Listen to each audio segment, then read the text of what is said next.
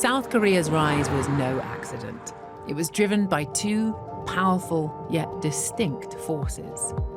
The first lies just across the border, the most secretive nation on Earth, North Korea. I want to get as close as I can, and I don't have to travel far. The border is just 50 kilometers from Seoul. So the first thing you should know about South Korea is that this is a country that was born from a line on a map, quite literally. Because for centuries, the whole of the Korean peninsula was this single united nation, right? It had a shared language, a shared culture, this shared history. And then World War II came and changed everything.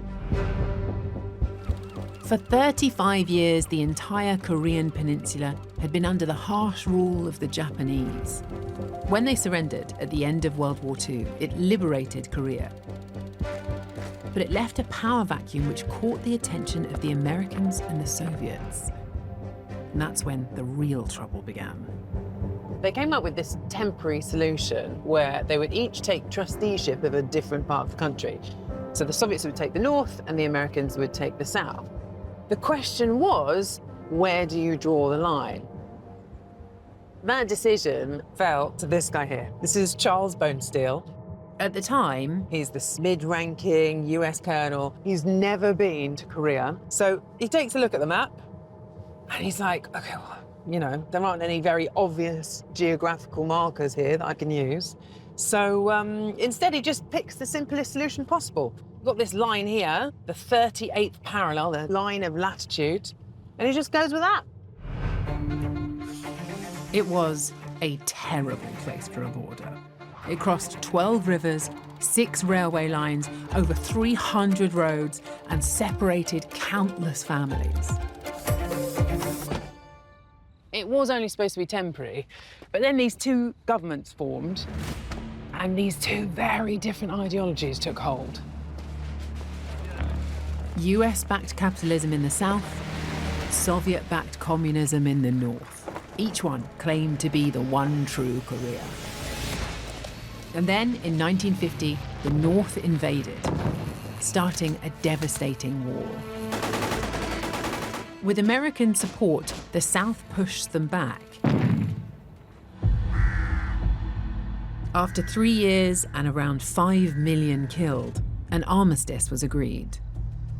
But the war never officially ended. The border remains, now the most heavily fortified on Earth. A 250 kilometers long, 4 kilometer wide exclusion area known as the Demilitarized Zone, or DMZ, with barbed wire, landmines, and armed patrols on both sides. I think it would have been quite difficult for Bonesteel to really comprehend the profound consequences of where he decided to put that line. But I also think it's quite difficult to comprehend how the DMZ, this symbol of division and of danger, could end up becoming a tourist attraction. Over 1 million visitors a year, mostly South Korean, come here to trace the fault line in this nation's story. Crowds of tourists. Crazy. There's even a gift shop. Your classic military apparel, military leader bobbleheads, just in case you weren't sure whose side they were on. Just beyond here, thousands of troops stand guard, including 20,000 from the US. The alliance endures because the threat from the north has never really gone away. Oh, whoa, look at that. Hand grenade wallets. Who wouldn't want to leave with one of those?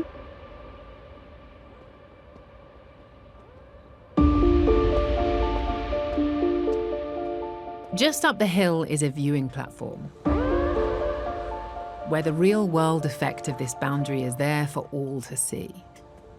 Oh, wow. Okay, South Korea on that side. North Korea on that side. And the border cuts through this river.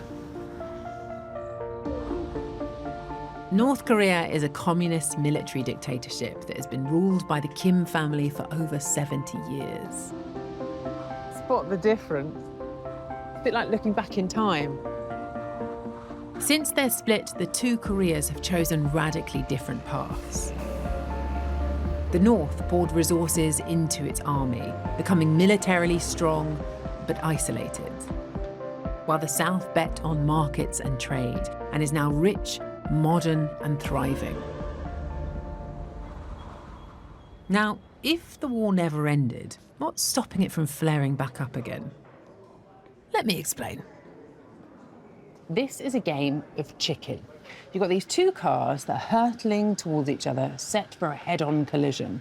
Now, if they do crash, both cars instantly destroyed. It's what the military types called mutually assured destruction. The other option is for one car to swerve away, avoiding catastrophe, but that makes them a chicken, which, for the purposes of this game, is a bad thing.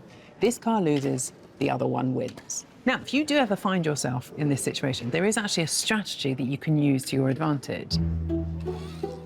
What you should do, as you're hurtling towards the other car, is you should wrench off your steering wheel and very visibly hang it out of the window. It shows the other driver that you can't back down. They carry straight on, a crash is guaranteed.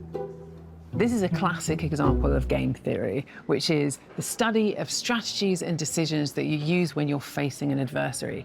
And it's something that plays out at the highest levels of global power, including along this border.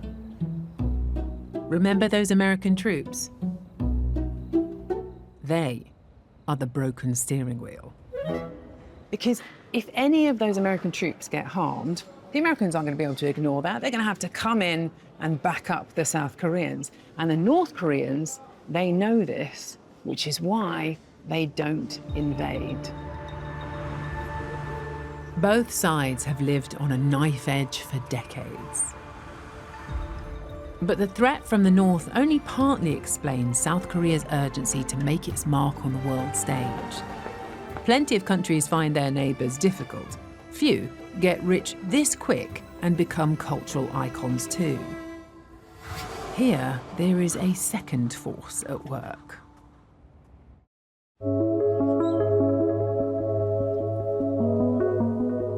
To fully understand South Korea's success, I'm leaving the border and going back to my map. There's this really interesting Korean saying, which is that when whales fight, a shrimp's back gets broken. And I think that's really how Koreans have seen themselves, as a shrimp among whales. It's a metaphor rooted in geography.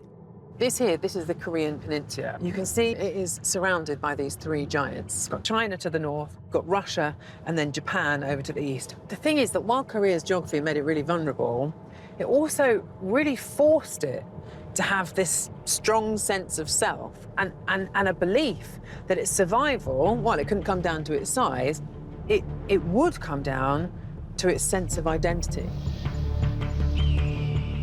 Alongside economic success, South Korea has built a powerful new identity, and with it, global influence. The shrimp has become a whale. The economic muscle is evident, and the pride in sharing its culture with the world. But identity is not just about where you're going. It's also where you've come from and what you choose to carry with you.